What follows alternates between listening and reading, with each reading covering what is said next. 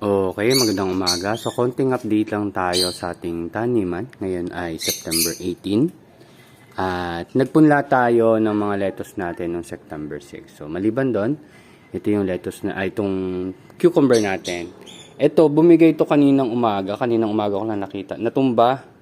Hindi na kinaya yung weight ng mga bunga dyan. So, natumba. Bumigay itong mga clip ko. So, ano ko rin naman yun. Fault ko rin naman yun.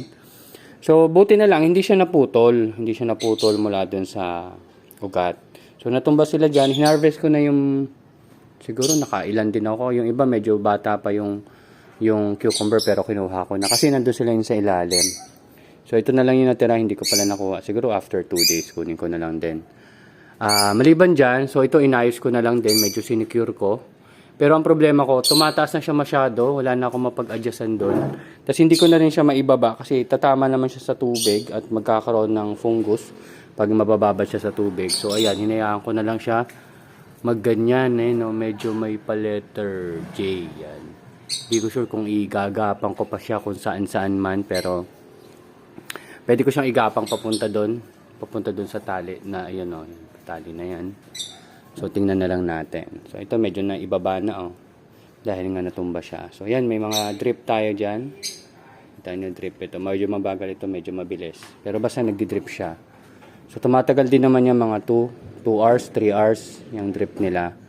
And one time pa, nakita ko sila kahapon na hindi ko pala sila nadiligan ng isang araw. So, medyo natuyo. Mapapansin nyo naman yung lanta na yung mga dahon. Pero after siguro 1 hour na nadiligan ko sila, tapos nalagyan na natin ng drip, naka-recover naman sila. So, hopefully, magtuloy-tuloy. Hindi ko sure kung dapat bawas-bawasan ko yung mga bunga, kasi yung ibang bunga mag-a-abort na yan. Lalo't naka-harvest na rin tayo sa kanya recently. So, masasabi ko sa dalawang yan, mga nakasampung harvest na tayo, 10 cucumber. So, ito naman, yung seedlings natin noong September 6, Olmeti lahat yan. So, meron tayo nung square box. Square yung holes ng mga boxes. Ayan o. From bilog, nung inadjust ko siya, ginawa ko na siyang square. Kasi yung mga square na yan, yan yung ginagamitan natin nung pinutol ko na mga seedling tray. Ayan, yung 128 seedling tray. Kasi, ang idea natin dyan is, pag nag-harvest tayo, kasama na yung ugat. So, ibibigay na natin yung mismong container. Ito kasing current na gamit natin, which is yung net cups, medyo mahal kasi yung isang peraso niyan, 5 piso. So, pinuputol ko siya dun sa stem. Ganun yung nangyari. So, meron pa rin naman tayong sa net cups. Ito, nasa net cups. Ito yung mga nasa seedling tray. Pero based dun sa pag-grow, ito lang visual na pagtingin lang, mas okay yung tubo nitong nasa seedling tray. Siguro dahil yung ilalim kasi niyan, ito hindi tumubo So ilalim kasi niyan, diretso na siya, walang butas sa gilid-gilid, ganyan-ganyan. Diretso yung ugat niya dito pa ilalim. Kung tumubo man siya, yung ugat niya diretso pahaba, patusok. Ito kasi, based naman sa experience ko, minsan yung dito sa gilid-gilid, pumupunta yung ugat. Hindi ko sure kung yun yung primary reason, pero yun kasi yung primary difference nung dalawang net cups. Ito kasi hindi ko to, walang butas sa gilid Pero 'di ba gumawa ako dati may butas sa gilid. Hindi ko pa natatry yon. Ngayon, ang ginamit ko pa yung kung ano lang yung butas niya sa ilalim, yun lang, para dumiretso yung ugat sa ilalim, para mas humaba. Para pag nilagay ko dyan, medyo alam natin na aabot yung ugat dun sa nutrient solution. Pero based naman sa design ko, may siguro mga 1/4 inch nung mga net cups natin, sasayad talaga dun sa nutrient solution. So, isa pang naging problema ko ngayon, yung pH down ko, pH meter ko, nagloloko. Pero mabuti na lang yung easy ko, yung easy meter, kasi parang 5-in-1 yun ito. Yung easy meter ko, okay. Yan tingnan mo, wala pa akong ginagawa, may reading na siya. So, hindi ko talaga masasabi na okay yung mga pH level niyan. Pero, based na rin sa dami nating pinag-transfer dati, medyo natansya ko na yung dami ng pH level or pH down na nilalagay ko per container. Siguro yan mga nasa 7 or 8 ml per container yung pH down natin. Hopefully naman hindi nagbago yung pH ng Maynilad kasi nung last na video ko kala ko dahil may ginawa dyan recently naka-apekto sa pH ng tubig. Palagay ko wala yon. So ang problema talaga is yung pH meter ko. Good thing naman, yung easy naman niya is working good. Tama naman. Kasi tinetesting ko yan dun sa distilled water. May distilled water ako sa baba. From time to time, tinetesting ko yan. Ang problema nga talaga is yung pH. Palagi ko hindi na yan magagawan ng simpleng calibration lang kasi kung magka-calibrate ka, dapat at least bumabalik siya sa 0. Tapos ewan ko kung tama yung understanding ko doon. Pero ganon. Pero in terms of easy naman, okay naman siya. Yan. Yung easy nito nasa 1.6 to 1.7. Yung pH niyan, palagay ko nasa 6. Palagay ko so titingnan na lang natin kung lalaki siya. Pero yun nga, sa actual observation ko, mas okay yung growth nila. Parehas kasing indoor to parehas indoor. Nakita nyo naman sa video ko na indoor to parehas. Mas maganda yung nagiging tubo nito dahil siguro patusok talaga yung ugat niya, yung pag-build niya ng ugat. Dito naman, okay naman. May mga seedlings pa rin tayo na okay yung bunga, yung paglaki. Pero in terms of, visual comparison ko lang mas parang mas leggy yung mga leaf nitong mga nasa net caps natin. Siguro, location din. Kasi, based naman dito sa seedling tray natin, yung mga nandito sa gilid na gilid, yun yung medyo nagiging leggy yung dahon. Pero dito kasi, sa 128 ko, actually 100 lang yan, 120.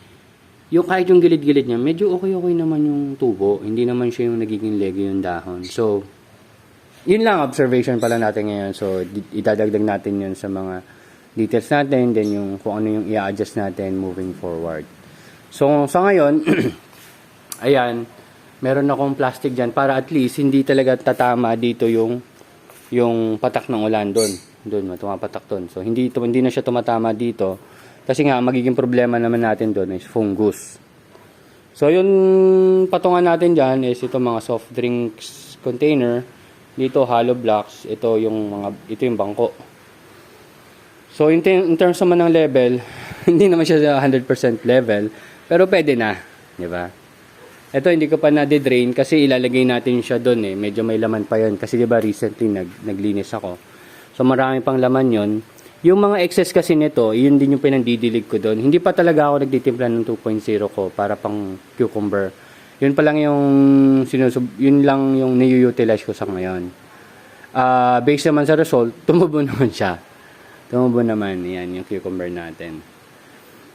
So, kukulangin pa, kung makita nyo yan, mahigit 2 container pa to, pero mga 30 plus lang to ang gagawin ko na lang siguro is, magdadagdag akong dalawa pa. Hindi ko lang alam kung saan i-locate, pero kailangan ko magdadagdag ng 2 pa ngayon din. Kasi nga, nai-akit ko na to. Pinatay ko na rin yung ilaw ng indoor nursery ko doon. So, kailangan kong mag-setup pa ng 2. Isip ko dito Kasi ito yung medyo malapit dito. Baka siya yung mag-cause na naman ng problema natin in terms of pests. Siguro, dito, yan, meron naman plastic dito. Hindi na tutulo yan dyan. So, banda doon na yung tulo niyan. Tapos, pag tulo niyan, sasaluhin ng plastic na yan. Doon, yan. Ano lang yan, patsi-patsi lang muna ngayon. Hindi pa talaga maayos na setup. Pero isa pa sa gagawin ko, since tulad na banggit ko sa inyo, hindi ko kakayanin siguro yung costing na mapapagawa pa ako ng mini greenhouse dito. Pero bibili tayo ng fine mesh. So lalagay ko yung fine mesh dito, nakita niyo yan. Yan, fine mesh. Papalibutan natin tong isa. Tapos yung isa naka-separate na lang din. So, hindi na natin papalibutan ng 2 siguro. Yung isa, naka-mesh. Yung isa, hindi. Since twice a month lang naman yung magiging harvest natin. So, yun yung obserbahan natin for the next 4 or 6 months. Ganun yung mangyayari. So, Ngayon ay Wednesday, ang tanim ko ulit ng lettuce ko ay sa Friday. So, yun nga, yung 2 weeks yung pagitan nila.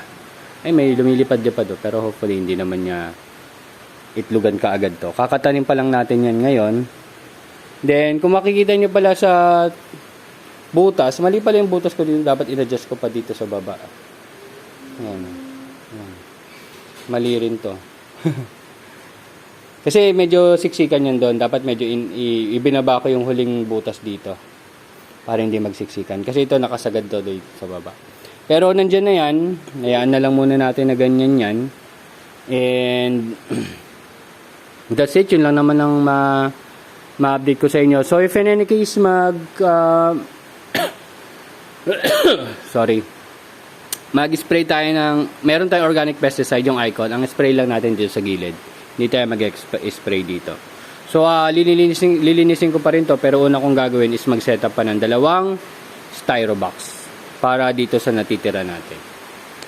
Okay, so yun lang. Thank you very much and see you next update, guys. Nga pala, kung makapansin nyo, ang gagawin natin mga video is yung mga short videos lang. Pero from time to time, gagawa tayo ng medyo mahaba-habang videos. Less than 20 minutes lang naman to give a bigger view sa kung anong nangyayari sa atin dito. Pero nabanggit ko nga rin, magpapapropagate tayo ng marami-rami pang lemongrass para magiging barrier natin dito. And hopefully, sooner, magawan din natin siya sa business side. Yan. Mga lemongrass tea. Yan. Mga ganun-ganung klase. So, mayroon pa akong lemongrass doon. Dami-dami pa tayong gagawin. So, lilinisin ko lang yon. Malamang yun yung gawin kong patungan. And baka dito sa setup na to or dito, bahala na. Thank you very much and see you next update, guys. Bye-bye.